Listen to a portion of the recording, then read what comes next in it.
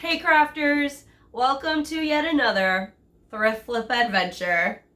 You guys know I love secondhand shopping, but sometimes the items that you thrift aren't quite right for you.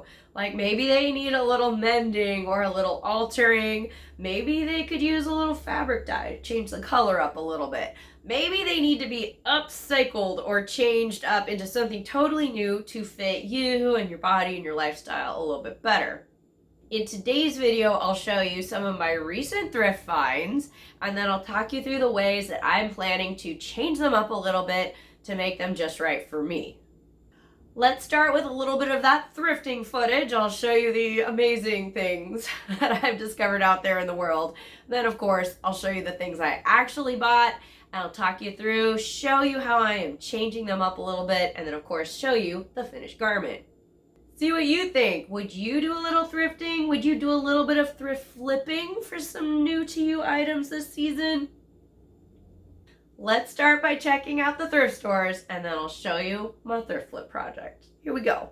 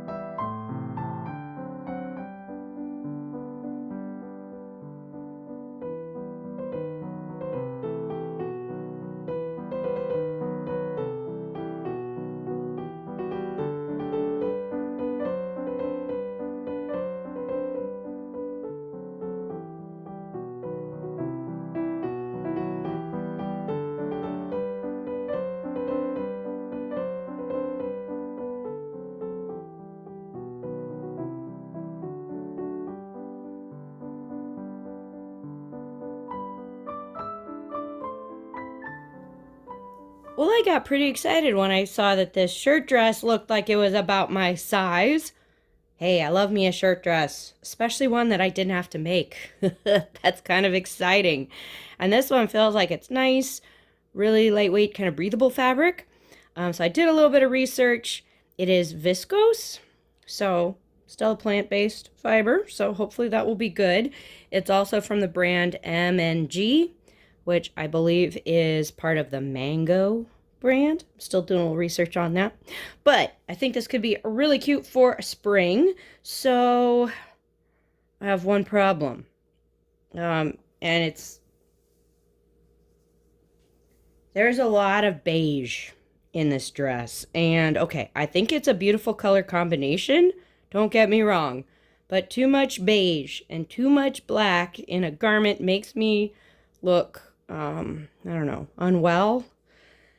So I checked out the fabric and I did a little research, and you know what I think we can do? I think we can rit dye it. What? Okay, hear me out, hear me out. I'm hoping to use our lovely petal pink dye and just dye the entire garment over, and hopefully, fingers crossed, that petal pink will turn the beige elements a little bit more mauve. Like, I'm not expecting this whole thing to be like bubblegum pink. That's not what I'm going for. I'm hoping to warm it up a little bit and turn the lightest bits into a pinker color instead of a browner color. That's what I'm thinking, guys. Fingers crossed. Let's take a look at the dye bottle and see what we got to do. Okay, well, we've got our lovely petal pink dye. I really like this one because it is a nice cool tone pink. It's definitely vibrant, but it's not going to turn magenta or anything on you. And I think pink is what we need. I will be following package directions. Of course, you can also check these out on the RIT website. Lots of fun stuff there. But I am going to be filling up a big old tub of of water in my bathtub in doing this. They do mention to pre-wash the fabric. I have done that. I'm going to be using some hot water in my plastic tub. I'll be adding, they mention a cup of salt if you're using rayon. I think I'm going to do that for this viscose as well. Use a little bit of dish soap in there too. And then I think I'm going to use probably about half a bottle of the dye, just because I'm going for kind of a lighter pink to kind of turn this a little mauve-y as opposed to turning it really vibrant pink. So maybe half a bottle to 3/4. We'll see. Get the garment in there and stir it around a lot so that I can get even dye coverage as much as possible. And then we'll see how long we need to let it sit in there. Okay, let's head to the bathroom and get started. Okay guys, here's our bathroom setup. Of course, we got some old towels down covering up surfaces. Got some paper towel ready to go to clean up any messes. And then of course our gloves and our old spoon, salt ready to go. And of course our dye, yay. We'll save that dye fixative for a little bit later, but want him to be handy as well. And here's our tub. We're going to fill this up with some hot water and get a little dye in there, get the salt in there, and get going. Also good to have this around, guys, for cleaning up like easily stained surfaces if you get dye on there. However, if your bathtub is really old and cracked, the dye might stain. So, you know, good to have this around, but also if you have a really old bathtub, maybe do it outside in a tub. That might be a better thought. Okay, back to dyeing.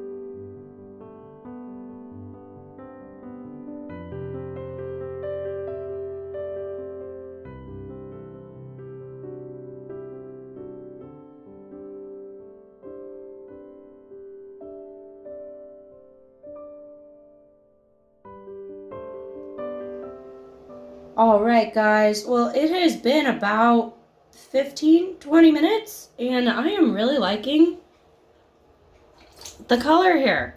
I mean, we've definitely got more pink. Oop. And less beige going on. So I think we're good. I was a little worried that maybe I hadn't used enough dye for the amount of water I used, but I think this is going to be good. So I need to take this out of the dye, drain all that water down the drain, and I need to bring out our fixative. So I'm going to add some of this to the tub with some clean water, and then I'll let the garment soak in the fixative for about 20 minutes or so to try to lock in the color, and then I'll be able to wash the garment on cold and then show you how it looks. So let's do that.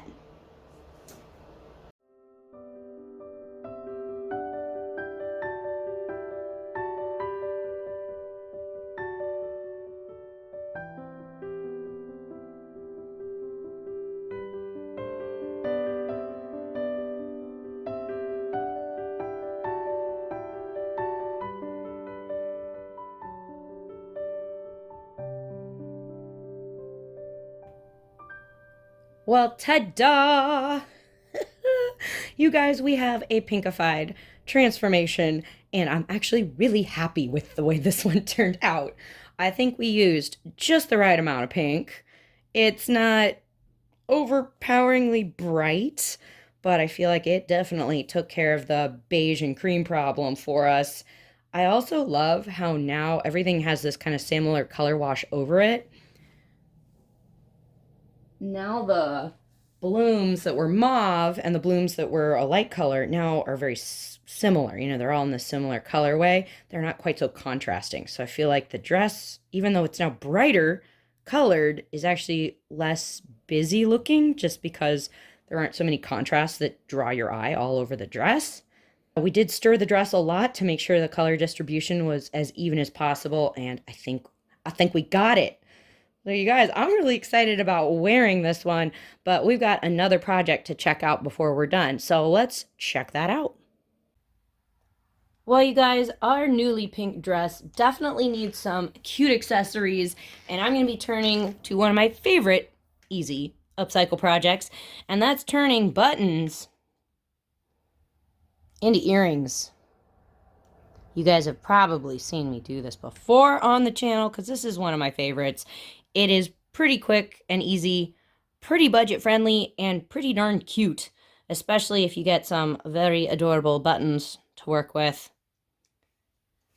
So that's what we're going to do. I've got some earring backings ready to go, as well as some support backs. I just like these because they're relatively comfortable. I have some buttons that I got secondhand. These little guys are going to be really easy to work with because all you got to do is glue a backing onto them and you're ready to go. Got yourself some very cute, very crafty looking earrings. Now these guys are a lot like my pink flowers that I made before. These guys have a loop on the back. So I'm going to have to cut that loop off in order to make the back flat enough to glue the earring backing on. In order to do that, I usually use my jewelry wire cutters, and these seem to work pretty well. It doesn't always take the loop off perfectly flat off the back. Sometimes I have very carefully shaved off a little extra plastic with maybe an X-Acto knife. It does, you know, it's not perfect on the back, but this usually works close enough. And to glue on those earring backings, I'm going to be using my handy dandy E6000 glue, which needs to be replaced. And I'll be gluing those on. I would probably allow at least an hour for that to dry before I would try wearing them. I think I will be wearing our very cute pink flowers with our dress because they are such a great color match for that. But we'll switch over to time lapse and I will show you how to make these using these guys. Let's get started.